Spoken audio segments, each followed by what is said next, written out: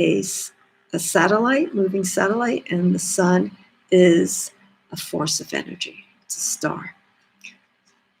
So give me 1 minute here.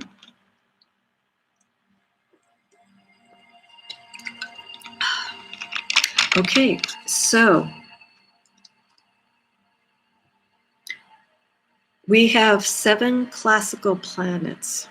And those classical planets are the sun, the moon, in this order, based on the proximity: the sun, the moon, Mercury, Venus, Mars, Jupiter, Saturn, and then we get to, those are the first 7, from the sun to Saturn. And then we get to the last 3 planets, which are generational planets. These are planets that were discovered in the early 1800s, I believe, early mid-1800s.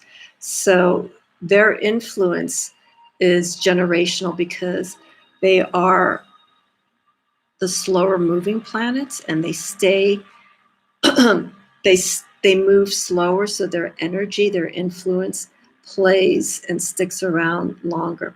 So the last 3 planets that we have here are Uranus, Neptune, and Pluto. I'm looking over because I have everything laid out here, and I can make quick references to the cards that I have.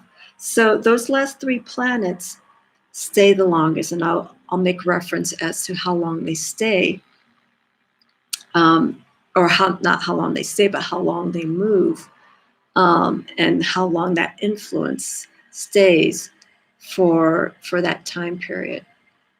And I don't want to talk too much about astrology specifically, because I've been exploring this in a deeper sense since last summer, and I tend to spend more time with certain attributes of astrology, so I can sort of delve into it. So as I talk through this, this is coming from someone who is learning.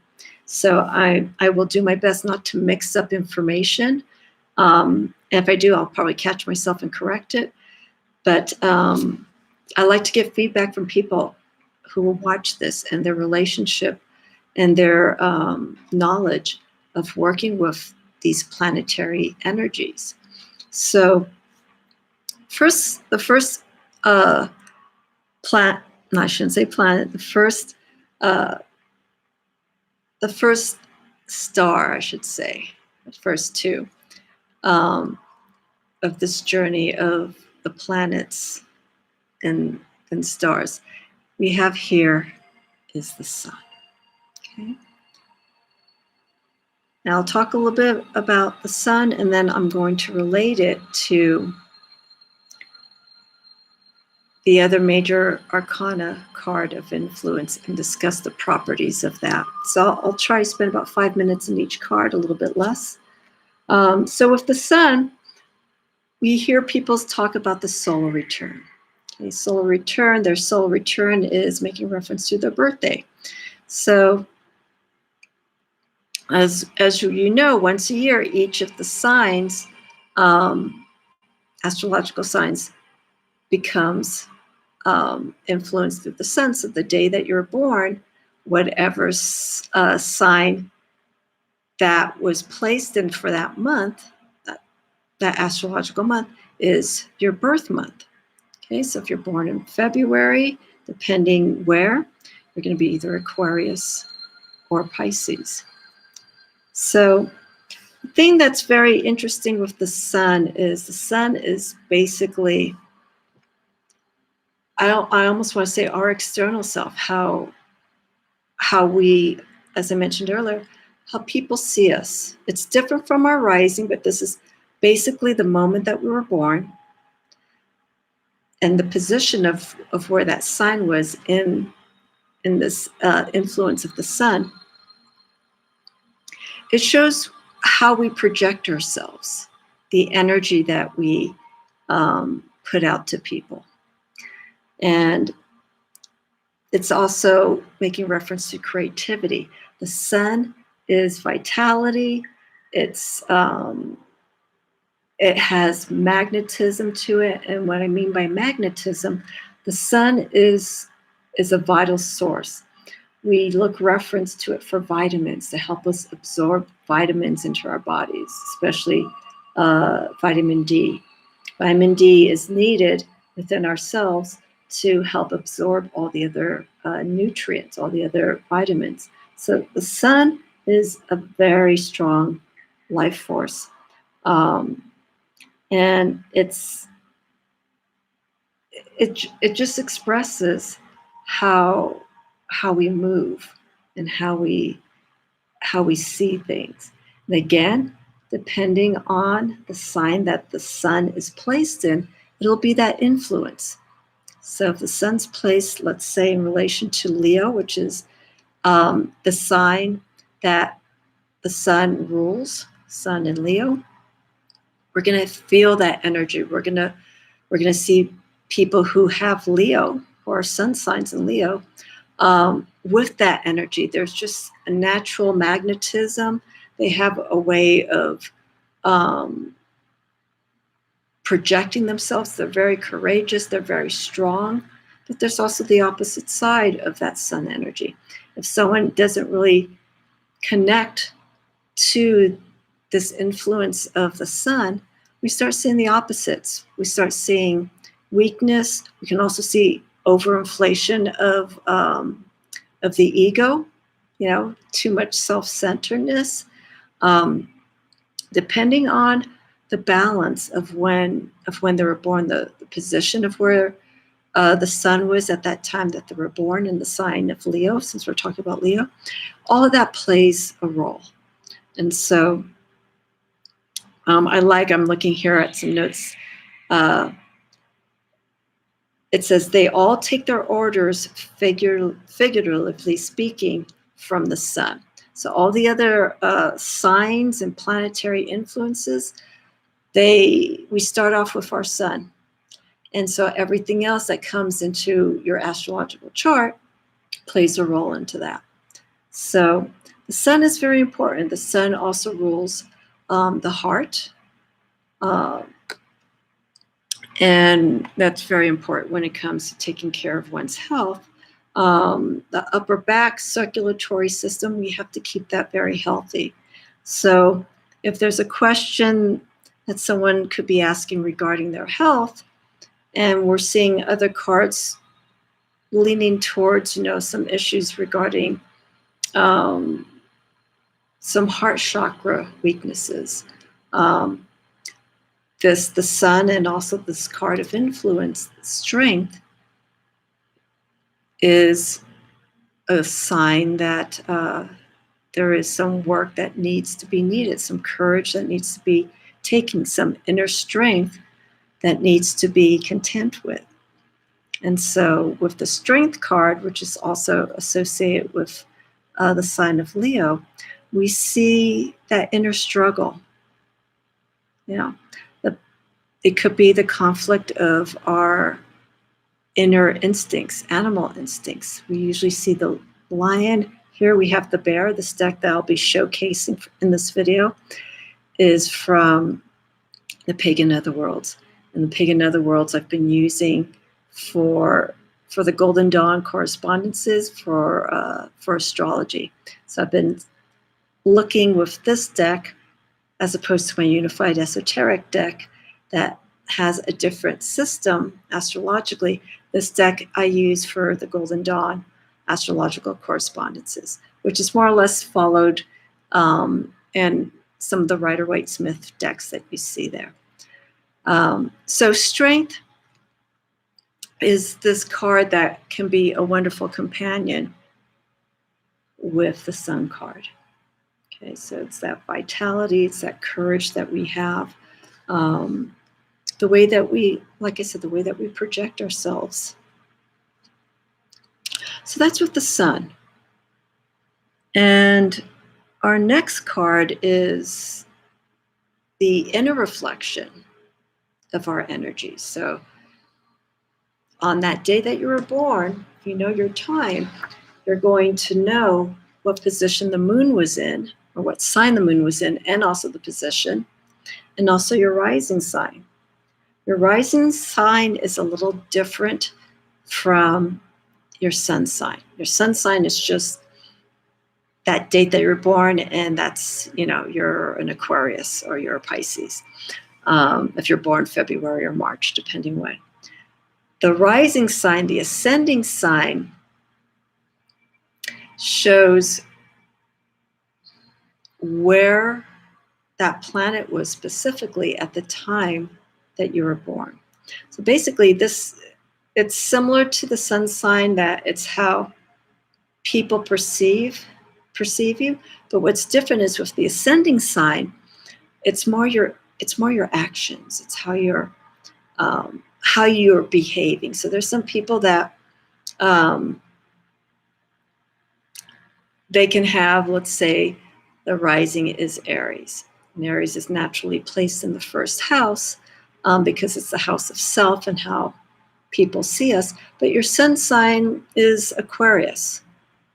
Okay, so you'll have those astrological characteristics of Aquarius, but your energy, the way that you move, the way you project yourself, it's the movement, comes across more Aries, someone that's very confident, very strong, very courageous, or not courageous. They are courageous, but they're very creative. They are very creative, and they like to start things. They like to get things going. So that's an example. But with our moon sign, okay, moon star, moon satellite, it reflects more who we are. It's when you look at the moon, we're going through all these different phases. We have the waxing, waning, balsamic, disseminating stages of the moon. We go through 8 phases. Now, as I'm discussing this, February 15th, Monday, 2021, our moon is waxing. And so waxing is gaining more light. And we look to that source as the light gains, as the moonlight waxes, we start seeing that inner self of who we are. We start getting that light within us. And we start coming out of the phase of the new moon, from waning to the new moon, where things are becoming more introspective, things start slowing down. Now our energy during that time from the new moon, from the waning to the new moon, we are assessing things. We are looking at what's happened between the time of the full moon to the waning moon. And any changes, again, depending on where that sign in the moon is and what phase the moon is in. So it really allows us to get in touch with ourselves. And then when the moon waxes, again, depending on the sign that your moon was in when you were born, and if the moon is in at that time of this year or whatever year, that moon's passing through your sign, you'll feel those influences more.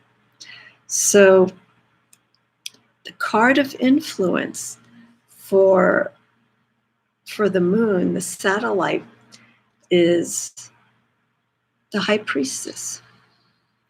Okay. And the moon card that we see astrologically, or that we see in the tarot, major arcana, is different. It shares the same properties. It shares the same energy, but the moon is actually ruled in the sign of Pisces. We'll get to that later on. But here with the Hierophant, the moon, the High Priestess. The High Priestess, we see that spiritual inner side, that connection to the feminine energy, to our emotions, and having that awareness of our intuition and applying it in so many different ways. This is one of the stronger cards when it comes to working with your spiritual practice, I feel, because it's asking us to really look within ourselves and really see what is happening within ourselves. And so the moon is also in relation also to the moon card in the major arcana. The moon card is a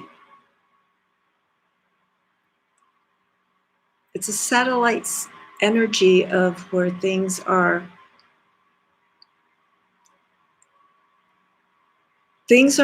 very clear. They can be very deceptive. And we have to be careful with the high priestess that we understand what's going on at that time, that energy. We have to have a clear, cognizant awareness of what's happening. And you'll see various depictions of the high priestess where here, with the pagan otherworlds, we see this energy delving from the conscious where this individual is, or in the outer world, and slowly stepping into the inner world, our inner selves, exploring that. But more in a spiritual level, not so much emotionally. And that's why we have the high priestess as someone who has the key and has that understanding, has that knowledge of really connecting to who we are, understanding the various aspects of our inner self. So the astrological card that is related to the high priestess, it's held in the sign of Cancer because Cancer is ruled by the moon. Okay, we have the Chariot. So the Chariot, the energy of the Chariot in relation to Cancer and moon energy is balancing. It's actually balancing the energies of how we're dealing with things on the outer realm, the conscious realm, and the inner realm, our subconscious. We have all this, we're assessing everything that's going on and we're internalizing it.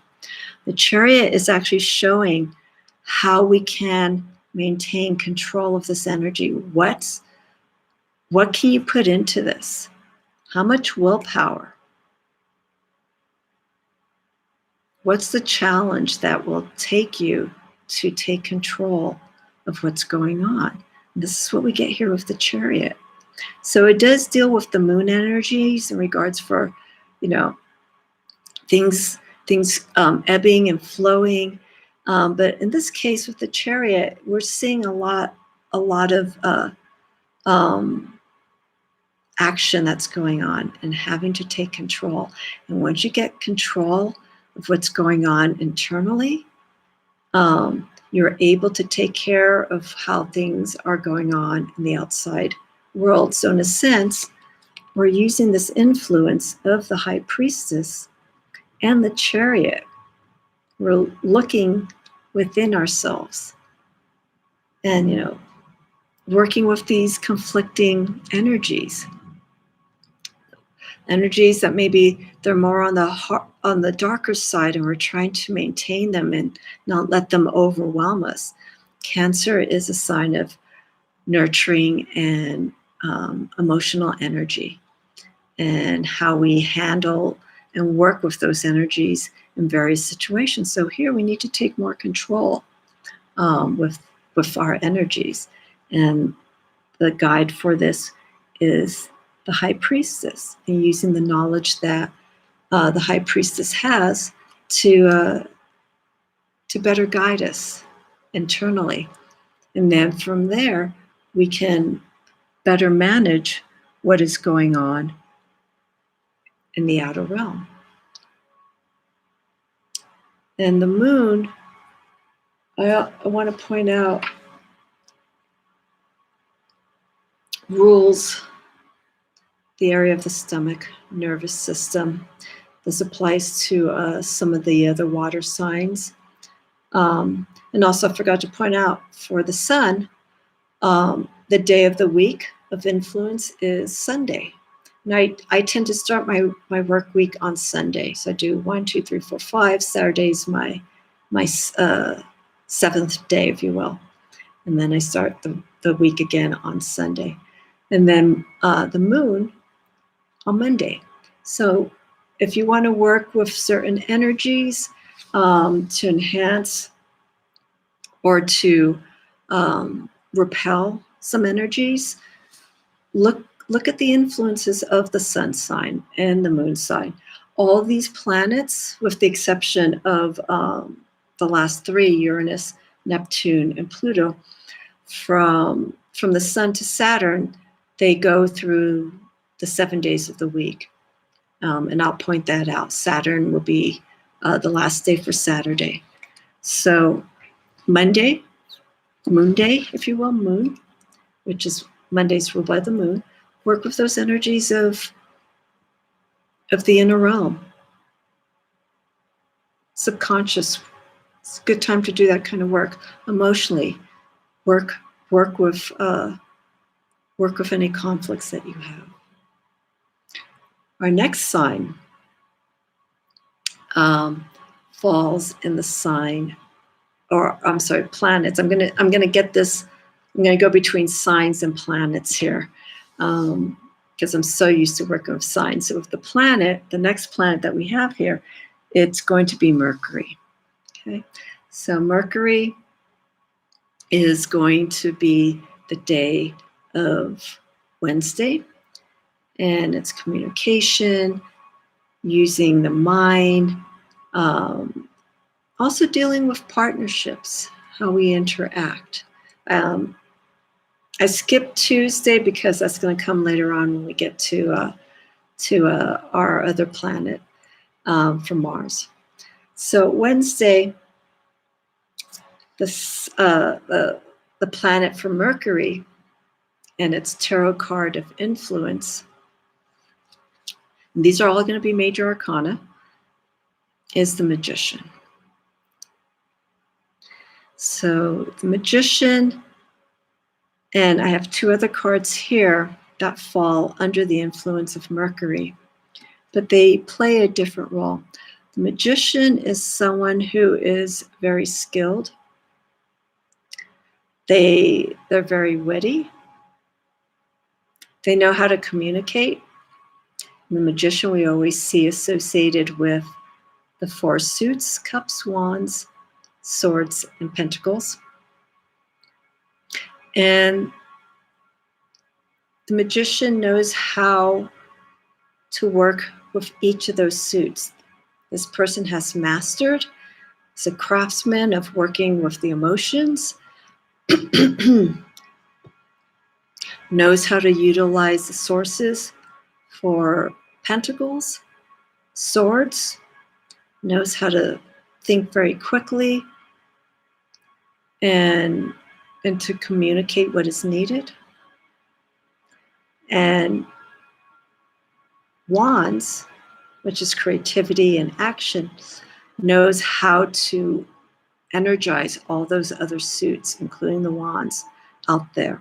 So this is someone who's a master of their skill, communicates with all those elements and knows how to use them to their fullest potential. The reverse of the Magician is someone who is a little bit too, likes to enforce their skills and push it upon them. The Magician can also be seen as a teacher. But you have to be careful that when you have these skills and you know how to move with them and work with them and internalize them, not to enforce your beliefs onto other people. It's just best to work with the skills that you have with these tools with Mercury, and in creating that balance.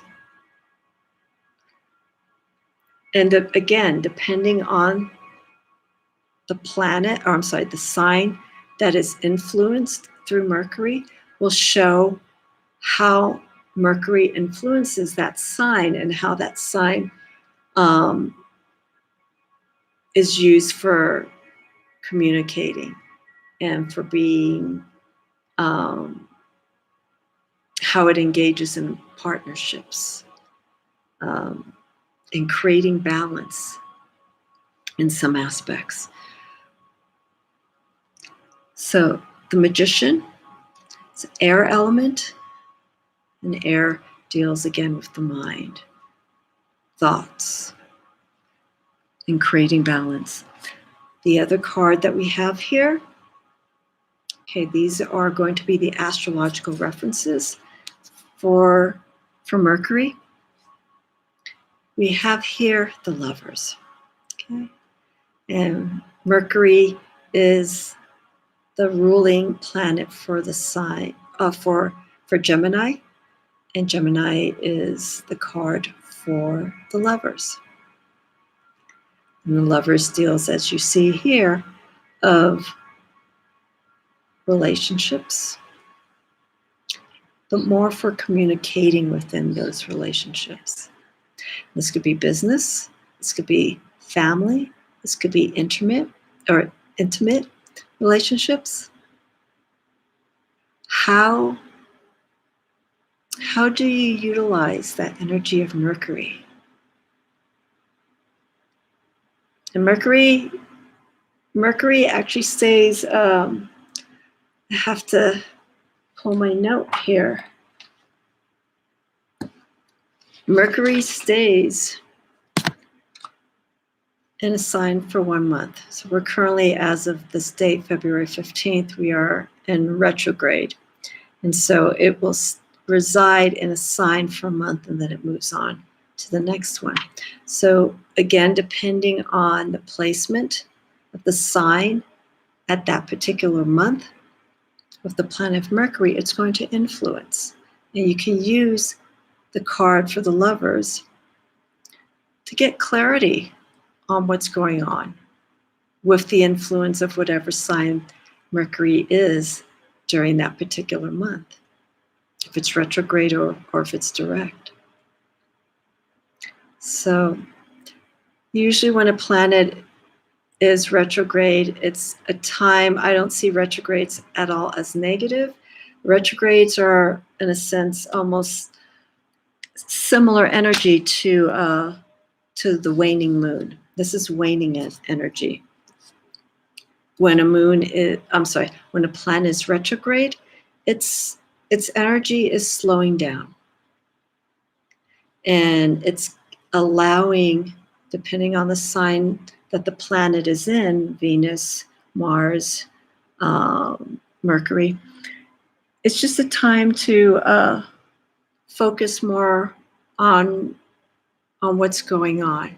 So with Mercury, it tends to have a reputation of having issues with any form of communication, emails, legal issues, legal documents, maybe getting lost. And it's not a good time in the planet retrograde not to start anything new. Okay, so similar energy to the waning aspect of the moon.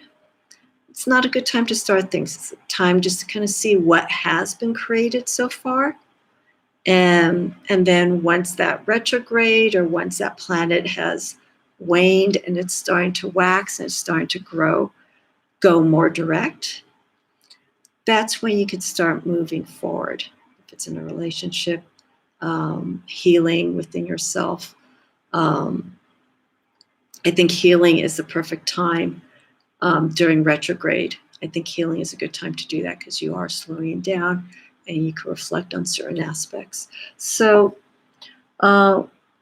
with those retrogrades, that's something to take into account in regards to how the planet influences us during that time. The last card that I have for Mercury, okay, so we have the Lovers for Gemini. It's an air sign, it's mutable. Mutable means that it has flexibility. It can work in various circumstances. It's bendable in a sense. It has that flexibility again to kind of work through a situation. So I feel with the Lovers card and the influence of Gemini with the planet Mercury, they can be a little bit more understanding, and they'll work with things, work through a situation. But the next card that I have here is the Hermit. So the Hermit, in relation to Mercury, is ruled by another mutable sign, and that's Virgo. Okay, so how does Mercury differ in influence in the sign of Virgo versus Mercury and with the Lovers card with Gemini? Okay, so the Hermit, we primarily see it as inner reflection, time to look within yourself. Virgo, again, is a mutable sign. So Virgo likes to have things in order. They're precise, they're perfectionists. They like to analyze things. They like to break things down. With the Hermit here and the influence of Mercury, this is a time of inner reflection. This is a time of really going in, and we have the light source here, using that light source and seeing, putting things into order. We're trying to find some enlightenment and what has been missing within us. What do we need to bring in? Or what's in us that we don't need anymore? And this would allow the Virgo sign to really look in and put things in order. You know, you're on this journey and you're learning so much information. You pick up so much information. What do you need? What do you need to keep within you that's going to keep influencing you, guiding you? And what do you not need anymore? What did you take that you experienced and you're still holding on to, but it's no longer needed? You can always let go of that. So Mercury brings in that communication within ourselves to really ask ourselves, what do we really need? You know, it's what is most important. And in doing so, because of Mercury being air, by eliminating what we no longer need, we create space. And we have more room to bring in stuff that will continue to allow us to grow and to learn more. So those are some of the attributes and influences with Mercury in the major arcana: the magician, the skillful master, person who knows how to work with all these different suit energies: fire, water, air, and earth. But we have to be careful not to, show off all of that. And I feel also too with the magician, there's probably going to be some imbalance of where there's going to be one element a little bit stronger than the other. Let's say if this card, the magician, shows up in a reading and other cards support it, where maybe there's quite a bit of swords, maybe some wands in there, we're starting to see that there's a lot of thinking, there's a lot of thought, there's a lot of movement, and there needs to be some clarity in it. So the magician can show balance, but in a reading, you need to have those other cards to support it. So allow Mercury, that the planet for insight and knowing how to balance opposites and bring in that energy more. The energy of Mercury into those readings, into those cards. And you can guide the person who you're doing the reading for to explain that. You need a little bit, maybe less thought, like you're putting too much thought into things. Maybe balance it out with some attributes of earth, water. So that's one way of doing readings. You can look at it from a planetary point of view, but also elementally. And see how all those planets and elements relate to each other and also within their signs. So there's a lot to learn. And that's why I have to take my time while exploring this. But once you have an understanding and you do these readings from an astrological perspective, you'll start seeing your readings become more in depth, and that's the direction that I'm taking with my astrological journey with the tarot. Okay, so the next planet that we have, this is, again, I'm going in order from the sun and how the planets start falling off to the distance. I have the sun, the moon, which we just did, Mercury. Now we're going into Venus. I'm not going to do this in an hour. It's going to go over. So with Venus, okay, the planetary characteristics of Venus, we see deals with security, the emotional, the material aspects of security, what brings us pleasure as well. And Venus relates to our senses, how we see, taste, smell, hear, feel things. And I have 3 cards, but the card of influence for Venus is the Empress. And the Empress is all things of fertility, of abundance, of maternal knowledge, of instinct as well, but primarily of things of earth, things that are very grounding, how we relate at a physical level to other people. With Mercury and the Lovers, it's how they relate, but more at a mental level, how, again, with communicating. Venus here is how we physically interact with people, talking, the energy that's in a relationship. This is a person that you can go to with Venus to feel good and to feel very, very confident.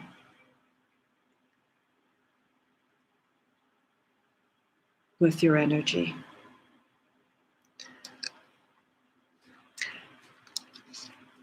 So with the emotional and the material security that comes with Venus, and the beauty and the love of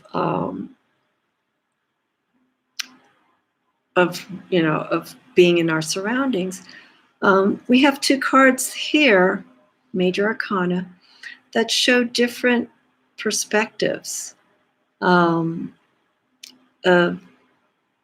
Venus energy. Okay. So here we have the Hierophant. The Hierophant, its connection to Venus comes through its sign of Taurus. Okay, and Taurus deals with things at the material realm. So this card, even though the Hierophant deals with someone who deals with traditional perspectives and shares shares their knowledge of their journey, spiritual, and what they've learned, and how to apply that information at current times. This is still dealing with the external realm. The Hierophant is someone who has gone through journeys, traveled many lands, has been schooled, and has built up knowledge. And this is what they're sharing. So it's that conscious, that physical, that external experience for them, for the Hierophant. And this is how they share it. It's very earthy, it's very grounding, it shows a lot of work that the Hierophant has taken on this journey. And so the Venus side of this shows the way of exploring the world as we see it and sharing that experience to others. Then, I have these in order, so I don't want to mess them up. And then we have another card that's ruled in the sign of Venus, and its astrological sign is Libra. So with Libra, we get justice. And Venus's influence in justice comes with being diplomatic, seeing both sides of things, making choices. Now, Libra is ruled by an air sign. And also Libra is a social sign. And when you're dealing with an influence of interacting with people and in how you communicate with people, you're doing it from a point of where you want to please people first. You want to do what you can to make them feel comfortable, to make them feel happy. That for you is of great importance. It's also about art, culture, Venus, and being in those environments that make you feel secure, and make you feel like everything that you have is all in harmony. And again, with Libra, we're dealing with the interaction that they have and creating that balance with people. What does it take to make that group of people happy? What sacrifices will you have to make? And you have to be careful here because you don't want to get lost and overextend yourself. And you're weighing things out. You're looking at the situation as it is from the Venus perspective, and you're like, okay, I really want to please this person. What does it take? And don't give so much of yourself away to other people, because then you're doing a disservice. And what you feel that you may be creating harmony for other people is actually causing eventually disharmony for you. You need to surround yourself with people that will make you feel good. With the Justice card, remember what I was saying here with the Empress, being grounded. And we're both seeing different representations of the tools that they're holding. Here's the sword.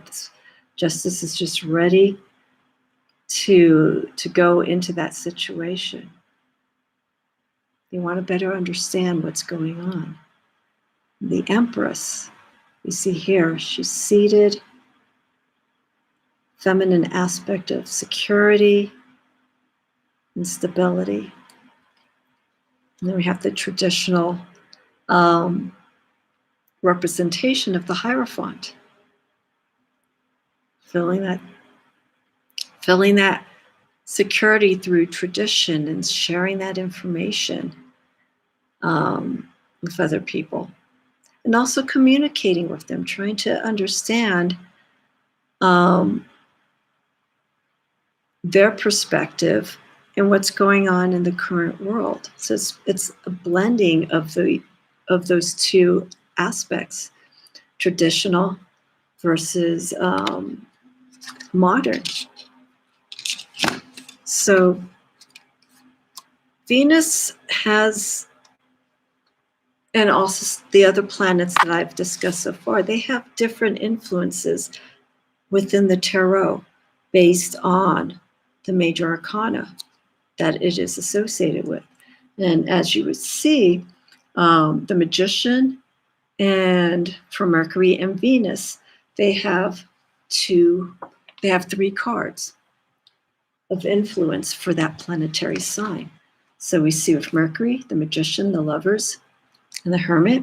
And then with Venus, we see the Empress, the Hierophant, and Justice.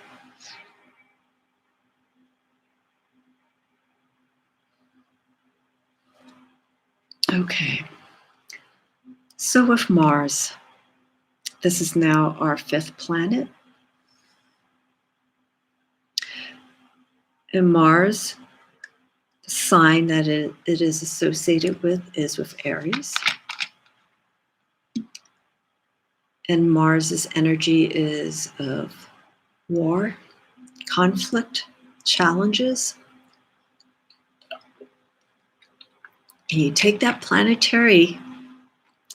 planetary characteristics, and depending on where your Mars is placed in your sign, those strong characteristics will show how that sign works with that energy.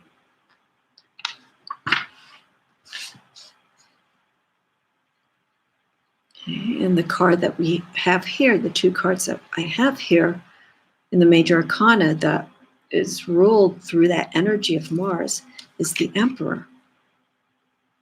Okay, and the Emperor is associated with Aries. So the Emperor is the leader, the person who has been given the opportunity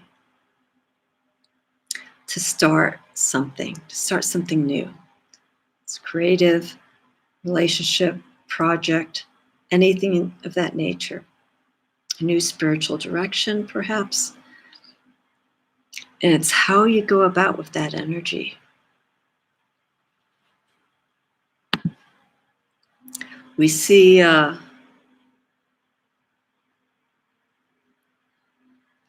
here of strength, being very certain in your choices. You know how to make choices. That's what a leader is. And also, this starts off the first astrological sign, Aries, in the astrological cycle. So this is the person who's leading the way. Aries is leading anything that has any conflict, any challenges. It is ready to go against, and it's ready to fight and stand on its own beliefs. And this is the Emperor, again, someone that you can look up to, trust for guidance, to work out of a situation that can be of challenge. This is an individual who has that headstrong drive to see things through.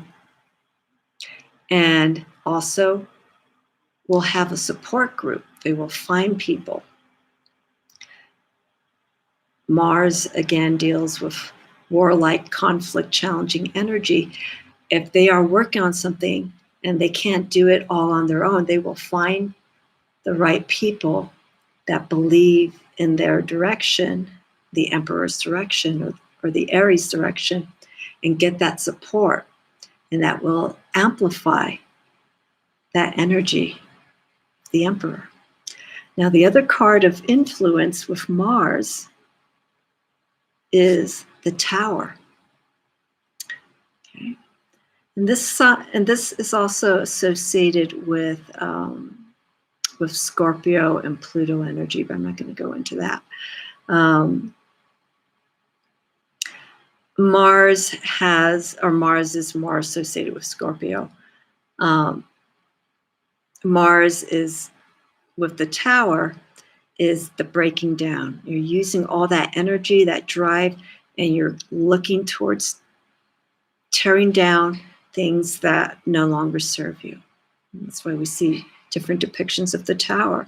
The Tower represents us and what we're removing, and what we have to remove.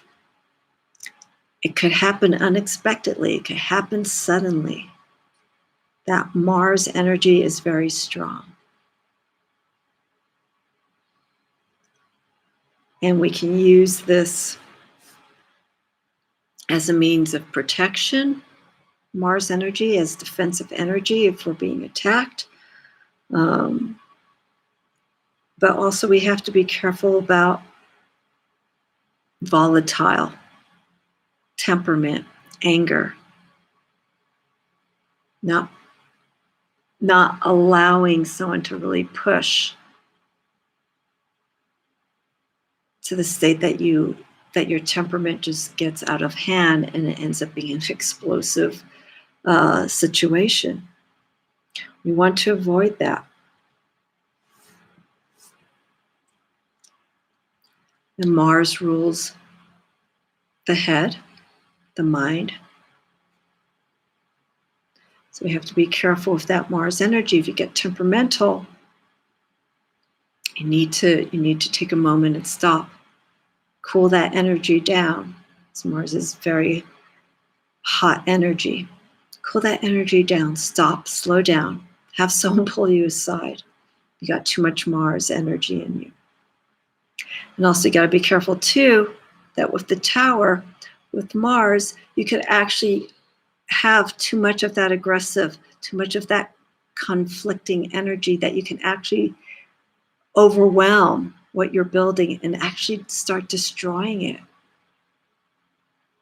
You put so much into that, put so much into creating this fortress, who you are, this protective shield, and you become overwhelmed with your energy and you start breaking it down. So you have to slow down that energy.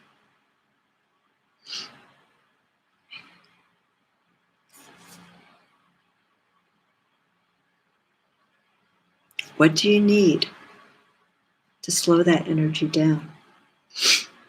And when you do a reading, if there's a conflict in a situation, look at the other cards to see that what can be done to manage anything aggressive. And Mars for the day of the week, side note, is for Tuesday. So Tuesday's a day that you do work. You start putting things into action. It's a good day for physical activity. Venus, to back up, Venus is for Friday. So Friday, for many people, is the end of the week. So that's the day where you can start taking care of yourself.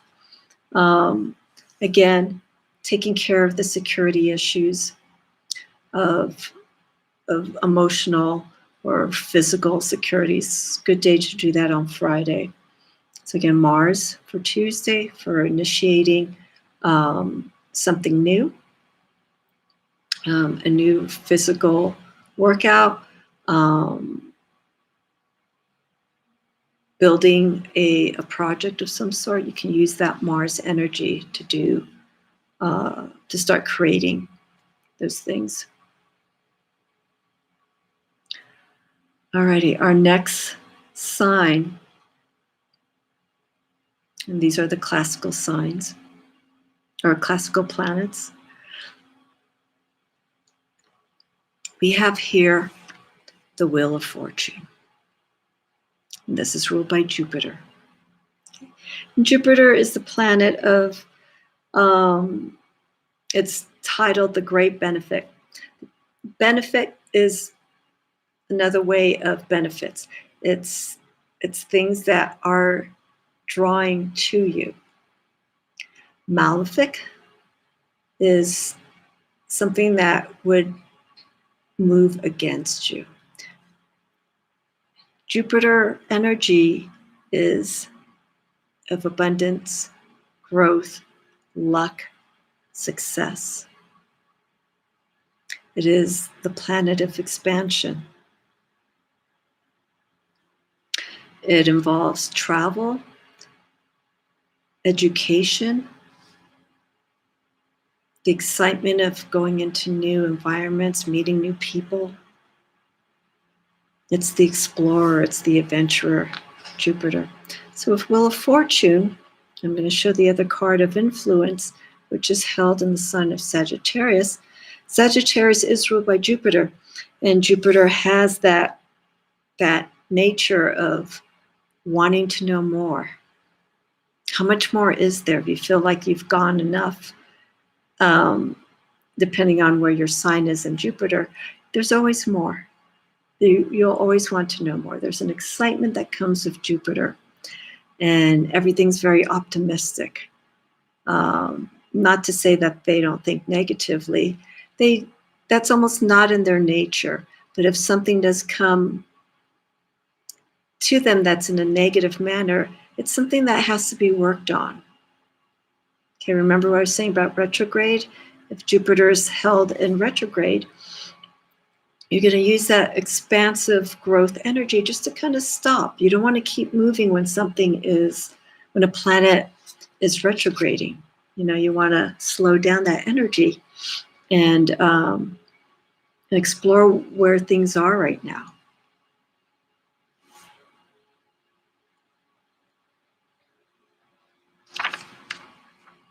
The other card in the major arcana that influences the Jupiter is Temperance, and this is with the sign of Sagittarius. So here with Temperance, we're seeing the balance. We're seeing the balance of opposites. We're seeing the balance of energy. And what's being poured in one cup and how it's being poured into another, we're trying to find what works best. And so that's what I was saying. If there's too much excessive energy or not enough with Jupiter, and that's kind of hard to find with Jupiter, depending on your sign placement, you don't want too much. You want that nice balance of opposite energies. And Jupiter is a planet that works with fire. So there's movement, there's a lot of creative energy that's being thrown out and also thrown back in. So we're working with that. And again, with Sagittarius is very free-spirited in the sense of wanting to understand. Also spiritual knowledge there. Sagittarius, I feel, is a sign with the influence of Jupiter that they will take courses, they will take classes, they will read, they will go through whatever source is necessary to understand something philosophical. Sagittarius can have that lean towards the spiritual side because it's the unknown, and it's something that is of interest to Sagittarius. And Jupiter's energy of, the greater horizon and mind expansion will allow that to happen. So if your Jupiter's in Sagittarius, you're all set, But just also control how much you're putting in. You don't want to, again, overwhelm, like with Mars.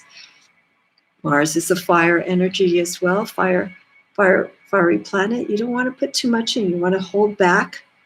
You don't want to run over at anything that you had just started building. You don't want to over-destruct or destroy. I should say over-destruct. But you shouldn't push those limits with Mars. With Jupiter, excess. You have all this energy. You don't want to waste it. Take the opportunity that Jupiter's giving you to learn and to explore, and put it to good use. Don't waste that energy. Don't waste that opportunity that maybe some other people don't have, and you've been giving that opportunity. So use the Wheel of Fortune, Jupiter influence, as something to respect and to appreciate. Okay, I'm going to speed it up a little bit. The last of the 7 classical planets, 7 traditional planets, is Saturn. Okay. And Jupiter, by the way, rules the day of the week for Thursday. Thursday is a good day for like banking, finances, and if I remember correctly, for most of us, a lot of exams would sometimes happen towards the end of the week on Thursdays. So if you're doing any school exams, I think Thursday is probably a better day, again, depending on the sign that it's placed in. But Jupiter can really influence that for studies on Thursdays. Okay, so moving along for Saturn. Okay, so Saturn we hear a lot about, and Jupiter we hear a lot about, especially just in recent months with the conjunction. Saturn works with karmic action, time, restrictions, how we work within limits, pushing boundaries. And the card of influence, planetary influence of Saturn, is the world. So here, pictorially, there's not really too much of a connection to Saturn. Saturn, we don't see a lot in this card of restrictions and conservativeness and traditional values. But what we do see here in Saturn is Earth influence. So Earth deals with grounding, stability, structure, which we see here. We have the individual here standing on top of the earth, maintaining balance. But here, with Saturn, it's how we see our disciplinary side of us. How do we handle situations? Saturn is ruled through the sign of Capricorn. How do we follow rules? Showing respect to people that we work for. Where's your patience and discipline? And in a sense, with this card, we could sort of see that there is a bit of loose contentment. I'm just looking at the way that this image has the figure just kind of thrown off to the side, looking at a mirror. Also time. The world is the last card in the major arcana. It's showing the complete journey that it's gone through. So it has experienced and learned through the previous archetypes. And maybe here, what we're seeing here is just a reflection of the outcome. How this person, how this individual, how this energy is at this time.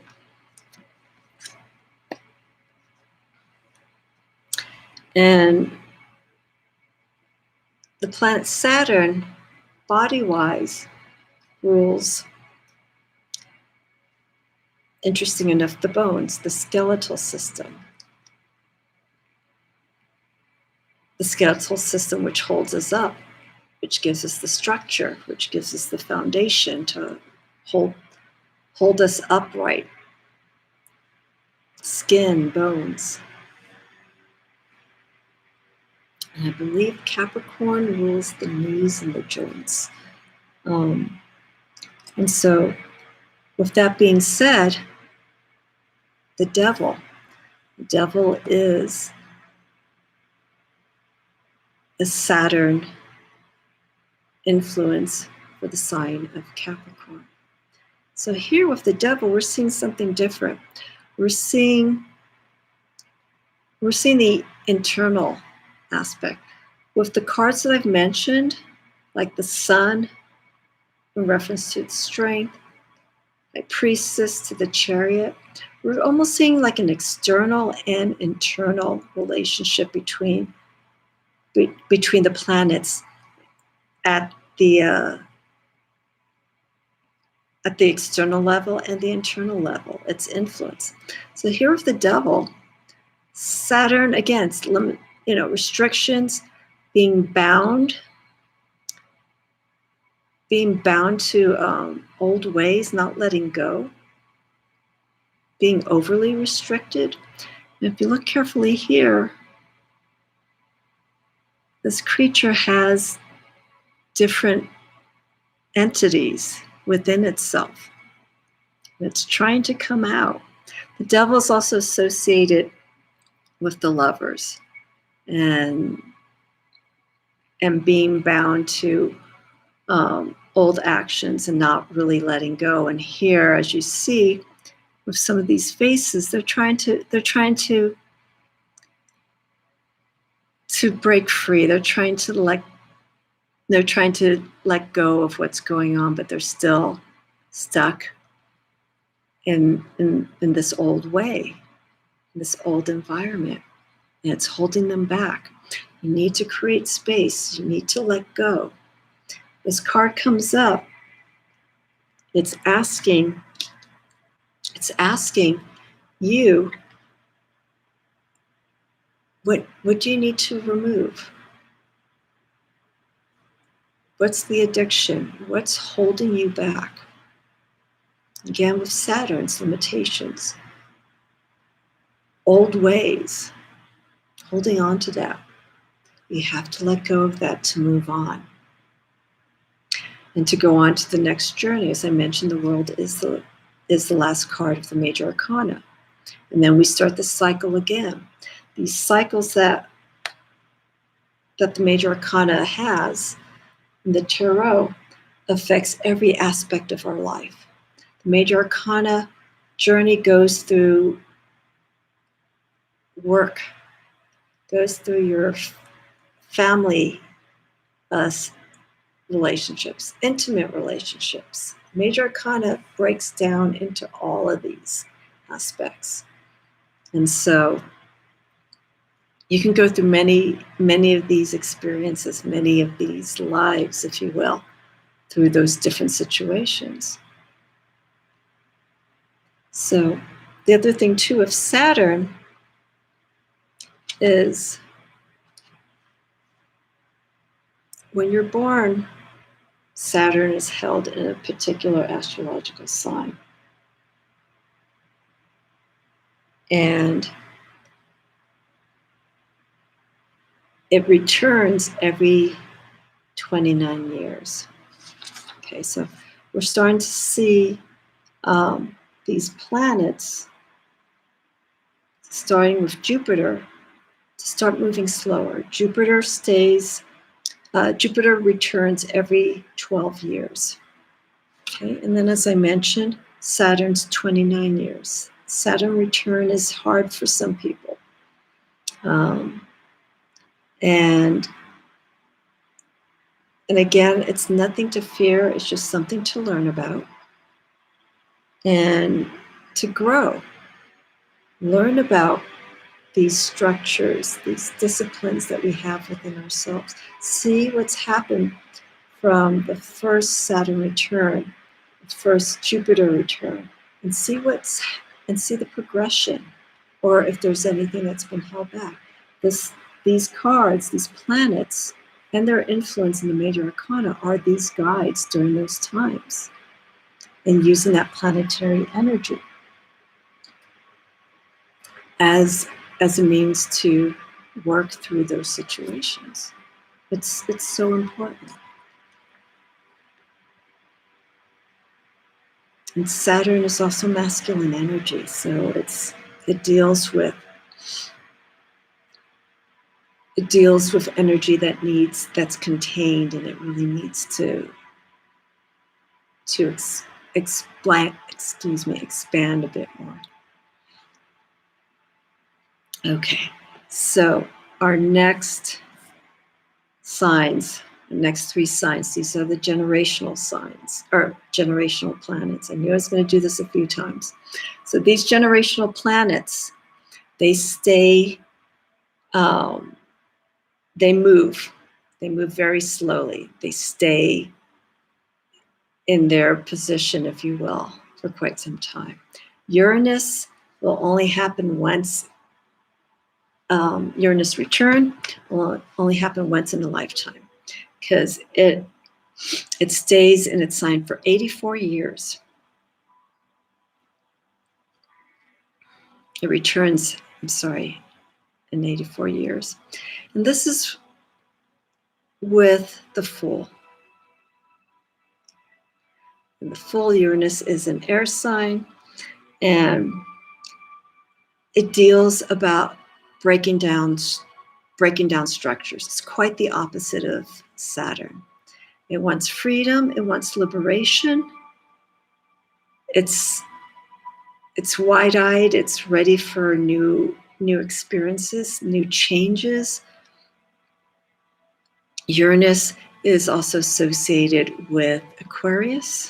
We're going to see that card in a moment. Unexpected changes.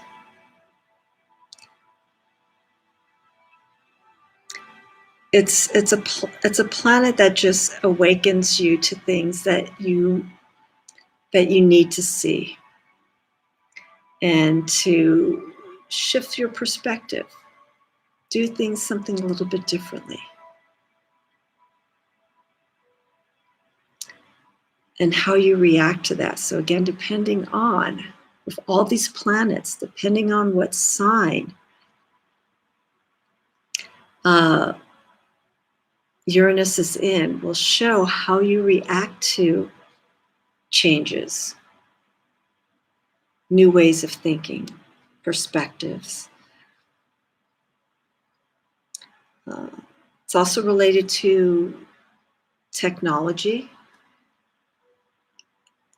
out of the ordinary, unconventional thinking.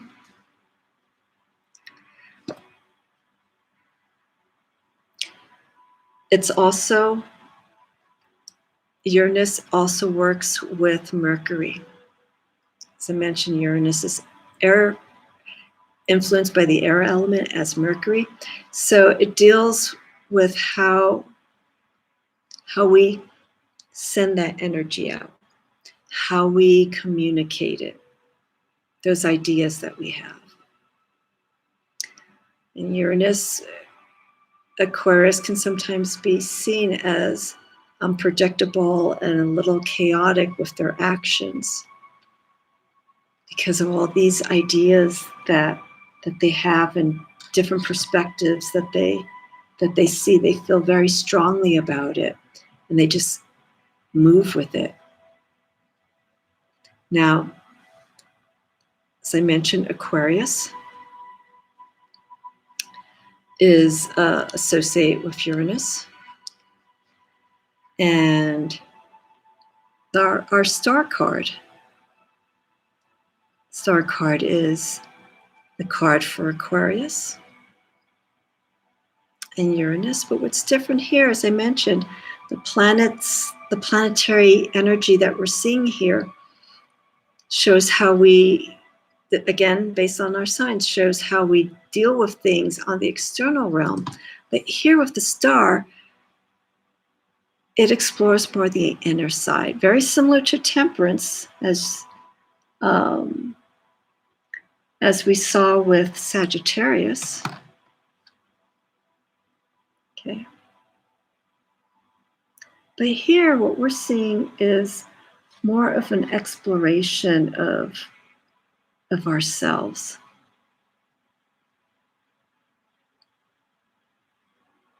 How we see things in a different way. What's the best route to take this? Also here with the star, we see the individual on the ground. See them near water.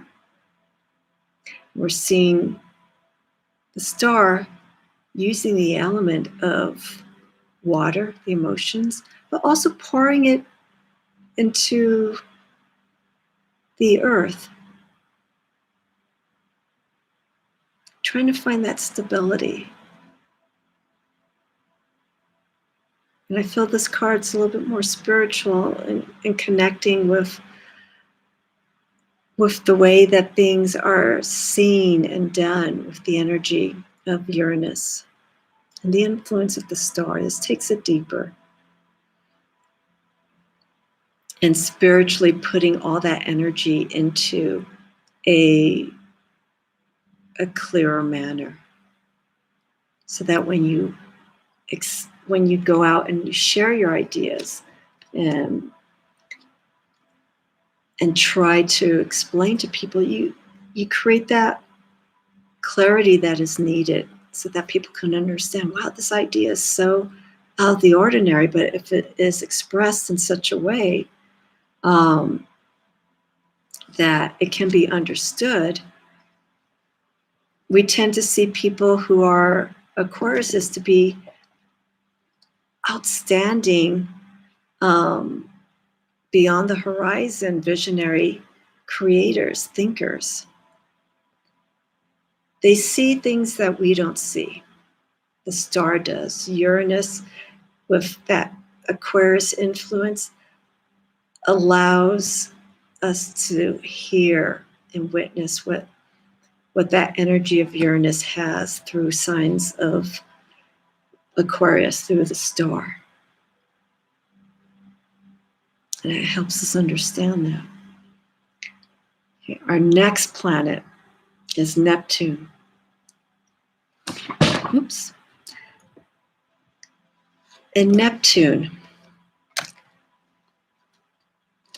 is the planet of water.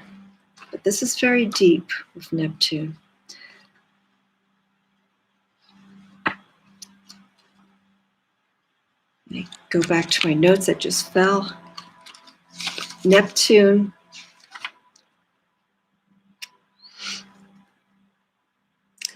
deals with the imagination, the blurred lines between reality and imagination.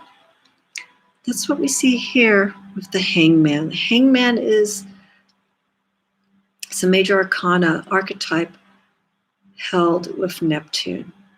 But with this sign, and Neptune, by the way, we will never experience it again, except at that moment of birth, because Neptune returns 165 years. And it stays in a sign for about 14 years. So again, one of these generational planets that moves slowly. So we stay in the realm of Uranus, Saturn, Neptune, and Pluto for quite some time. And we harness that energy that those planets are expelling out, and again, based on their sign at the time. So with the Hangman, Neptune's influence with this is just that. It's flipping how we see things in the real world, turning it upside down. And another way of explaining the Hangman is that the head, we're standing upright. We're basically in the conscious realm, reality, but here it's flipped around. So its head is placed down by where the feet are normally, but the head is now in the realm of the subconscious. So it's taking a situation, flipping it around so that we could see it from a different point of view. Also, Neptune delves into the realm of the mysterious, unseen, what is hidden.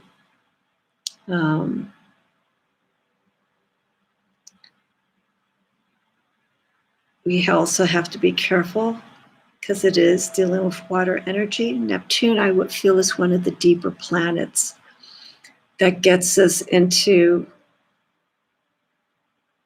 our individual, I don't want to say darker side, but it really allows us to connect more intuitively with our subconscious. And I'll explain why, because with the moon is influential here with Neptune. Okay, the moon, again, is different from the moon's satellite, the moon that has the 2.5 days in each sign and it waxes and wanes. Here, the energy of the moon, I almost feel, stays waning. It's going through those realms, our deepest sides of who we are, the hidden aspects, what we don't see. And we try to understand it. And again here, again with the Hangman, you have to see these differences.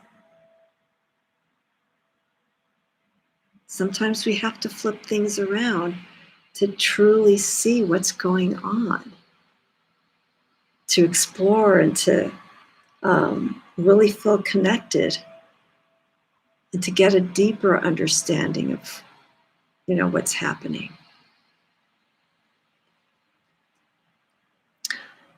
Also, too, this is held in the sign of Pisces.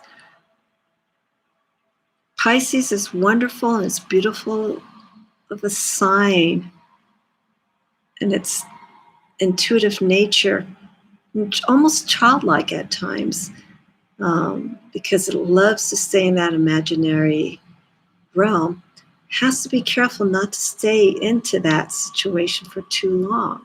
You don't want to get lost and staying into that deep, darker, mysterious side. And I know a lot of people love that. I know quite a few people who just love being in that dark, and it's time to come out, because then what happens is you're lost in that realm. You're lost in the illusion. And the moon is just that. We see it change every 2.5 days, and it moves with its, as it waxes and wanes through the signs. We're seeing that. We're seeing the changes that are going on. It's not permanent. The moon changes, and with the moon influence in Pisces, and Pisces being that water sign, they feel so comfortable being in those darker depths of the water. And they can be subject to certain forms of addiction, something that is comforting for their psyche. It's a form, the moon can make us feel so comfortable in that deeper side of ourselves that we don't want to come out. The moon provides, especially in this waning kind of energy that moon in Pisces has, can make it feel too comfortable. And you can, again, not want to move. You don't want to remove that veil that's covered and that's protecting you from what's really out there. So it's trying to get that understanding that we have here with the Hangman. It's fine to go upside down, flip things around, but you have to, at some point, come out of it and see the reality of what it is. But if you can manage that energy of Pisces and feeling comfortable with that, that's fine. But also keep in mind, you're only seeing one side of what's going on. And that's just that subconscious side. You just love that. You love that you are fully connected with what's going on inside. And then there's that fear of coming out into reality, into society, into the conscious realm, and seeing things how they really are in relation to how you're feeling. It's a challenge. It's definitely a challenge with the Hangman and that Neptune influence.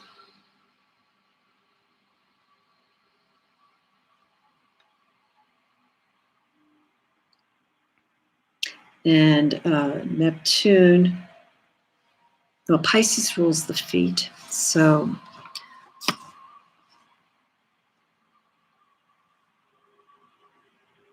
I don't have the planetary influence for this. I believe it's like the immune system, the lymphatic system for draining out toxins and whatnot for Neptune. Okay, and then our last planet. Okay, so we welcome in Pluto. Pluto returns 248 years, so we will never see that.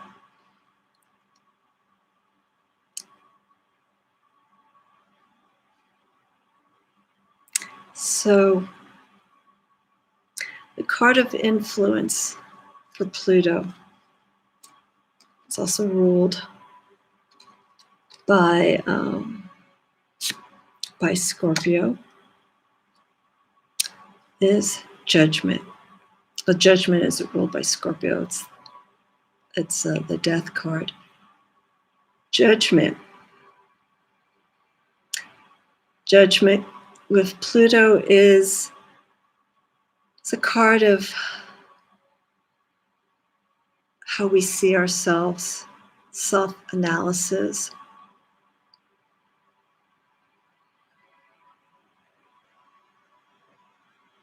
Judging ourselves. We've explored, as I mentioned, all the influences of the archetype right at this point.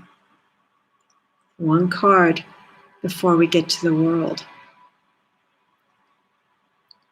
And actually, you would think the world would be Pluto because it is the last planet.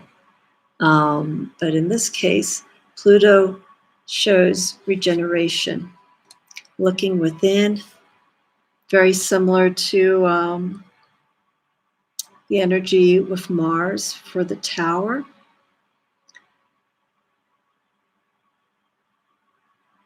Really releasing, removing things that are no longer part of who we are, feeling that freedom once we've removed that. There's a time in between the transformation and the realization of what needs to be let go of. There's that journey between that.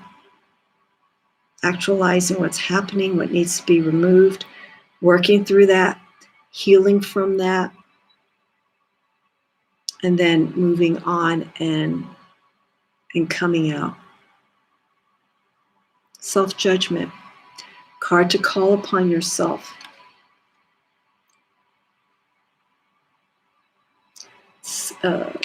psychological, physical transformation.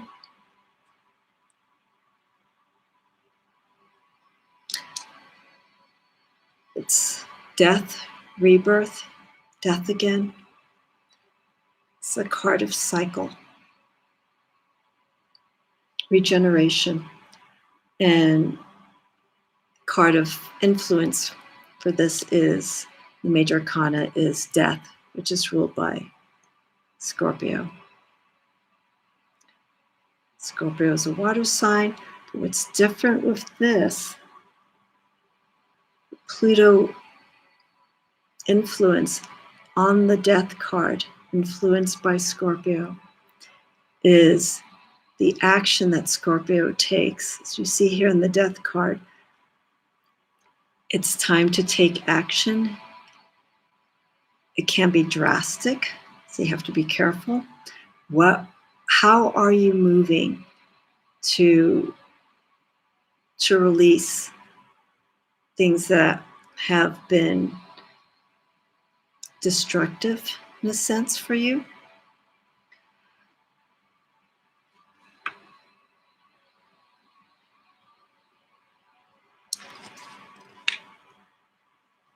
What needs to be let go of?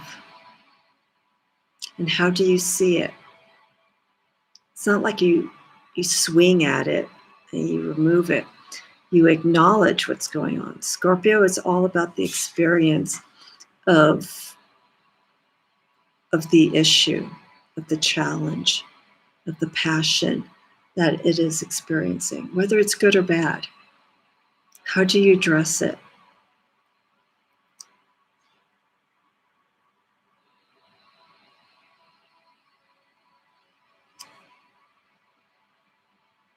And that's where you have to be careful with Scorpio energy. It can be intense. It can be overwhelming. You're at that point. Scorpio deals also too with the intuitive side and psychic energies. Like you feel that drive, that motivation just to get rid of this stuff. And you'll do it, but you have to be careful when you do such actions. Don't be so forceful, which Scorpio energy can be, and it can be off-putting for many because of the way the energy is being applied to getting rid and to heal. Sometimes it's aggressive. Intensity is something that Scorpio likes. It's almost a form of an adrenaline rush, but we're talking about internally. If you are doing an internal purge, spiritually, emotionally, physically, it tends to be intense with Scorpio because it drives them so much to get to that core of what's going on. That's what Pluto is. You're peeling off all those layers and you're getting right to the core of it to find that answer. It's like, this is what it is. And then you start working with it, and then you start building. You start working with what you find, and you start building and manipulating it and putting it so that it benefits you and transforms you, and people will see that. And that's the beauty with the energy of Pluto. It's an energy that's very focused, but also very intense.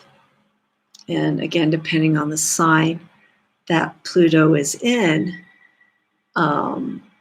your chart, or at the time of doing the reading, or in that person's life, will determine how they deal with changes, inner changes. If their Pluto's is in Scorpio, well, then that's it.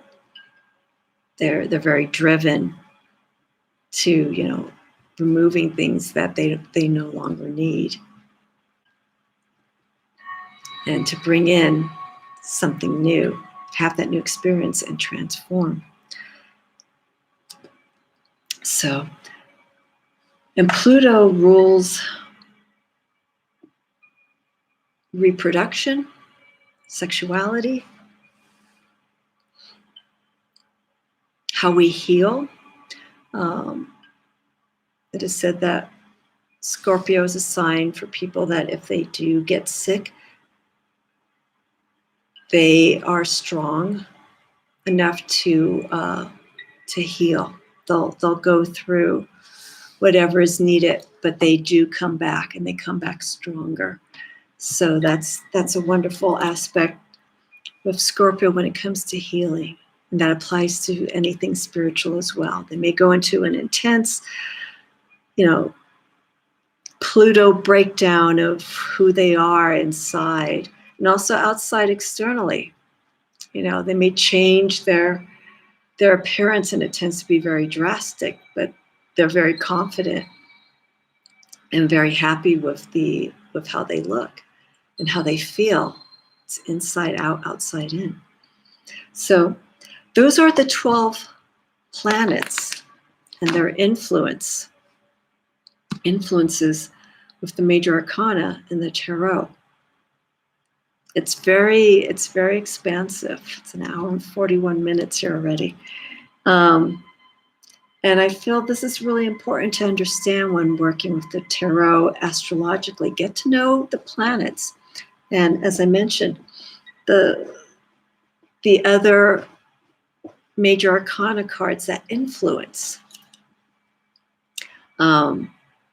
that card and the planet. We have like the cards of empowerment, I should say, like Venus. It's the Empress that planet is ruled through. And then we have the Hierophant, which is also, it's ruled by the sign of Taurus, which is Venus influence. And then we have Justice, which is ruled by the sign of Libra, and that's Venus influence. But Venus's influence in those cards, the Hierophant and Justice, have different aspects.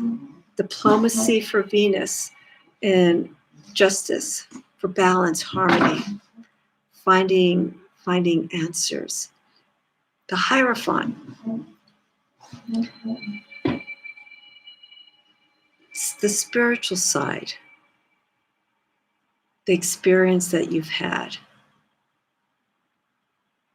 through the five senses, through travels and meeting people and sharing that with other people. And then the Empress, the feminine energy of